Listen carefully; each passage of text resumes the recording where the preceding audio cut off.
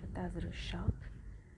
Voice over দিতে গিয়ে আমি বুঝতে পারলাম যে আমার জীবনে আরেকটা কঠিন টাস্ক যোগ হলো, সেটা হচ্ছে ভয়েস ওভার দেওয়া। শুনতে আসলে অন্যদেরটা শুনতে যতটা সহজ মনে হয়, কাজটা আসলে অতটা সহজ না, একটু তো কঠিন আছে, কিছুটা সময় সাপেক্ষ। যাই হোক, সকালে উঠে আমার প্রথম কাজ যেটা সেটা করতে যাচ্ছি, আমার ছাদটা একটু ঘুরে আসা। ছাদে গেলে আমার মনটা এমনিতে ভালো হয়ে যায়। তার উপর আজকে ওয়েদারটা খুব সুন্দর, খুব সম্ভবত আজকে বৃষ্টি হবে।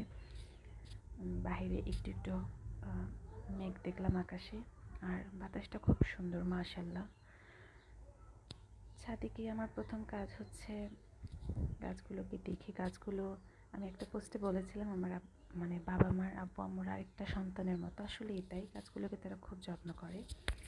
এখন লাস্ট কয়েকদিন যাবত আমার ছাদের আমার প্রধান আকর্ষণ হলো আমাদের দুটো আম গাছ।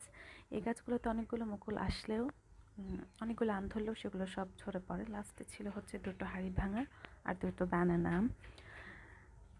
একটু পর যখন মানে বানানার পাশাপাশি হাড়ি ভাঙা আমগুলো খুঁজলাম, আমার মাথায় যেন আকাশ ভেঙে পড়ে। একটি হাড়ি ভাঙা আম নেই, হয়তো বাইরে পড়ে গেছে, আরেকটি দেখছি নিচে পড়ে আছে। মনটা খুব খারাপ লাগলো। আসলে বেশি থাকলে আসলে আমরা মর্ম বুঝি না, কোন জিনিসের মর্ম অনেক। কী করার, আল্লাহ যা করে ভালোর জন্য করে, আলহামদুলিল্লাহ ফর এভরিথিং। তারপর দেখে আমার আব্বু আমাদের কোয়েল আর কবুতরের কিছু ডিম আলাদা করেছে। ওরা একটু বাজে হয়ে গেছে, ওরা নিজেদের ডিম নিজেরাই ভেঙে ফেলে, নিজেদের ডিম নিজেরাই খেয়ে ফেলে, বাচ্চা ফোটাতে চায় না। তখন এরকম আলাদা কোনো ব্যবস্থা করতে হয়। আব্বু এটার এখন অন্য কোনো একটা ব্যবস্থা করবে। তারপর দেখে যেদিকে আমার আব্বু আবার এলাহি একটা কাণ্ড করে বসেছে। আমি আমার আব্বুকে বলেছিলাম যে আব্বু, আমার স্ট্রবেরি গাছগুলোর জন্য কিছু একটা ব্যবস্থা করে দাও। আমার আব্বু মশা মারতে কামান দাগানোর মতো অবস্থা করে ফেলেছে। আমার এই স্ট্রবেরি গাছগুলোর জন্য আমার আব্বু বড় একটা খাঁচার তৈরি বাসা বানিয়ে দিয়েছে। ওখানে আবার একটা মোরগও ছিল, মোরগ রেখে দিয়েছে। এরপর আমার আব্বুর এত যত্নের গাছগুলো দেখলাম, তাদের খুব যত্নে বড় করা এগুলো।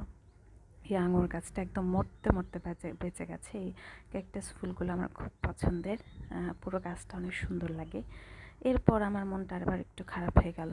আমি আমাদের ধুন্দুল গাছের দিকে তাকিয়ে বুঝতে পারলাম যে আজকের রেসিপিটা ভালো হতে যাচ্ছে না, কারণ ধুন্দুল আমার একদম পছন্দ না। গাছটা খালি দেখে আমি বুঝতে পেরেছি আমার আম্মা আজকে ধুন্দুল নিয়ে গেছে আর সেটাই রান্না করবে। যাই হোক, কিছু করার নেই, আমি অন্য কিছুতে খাবো।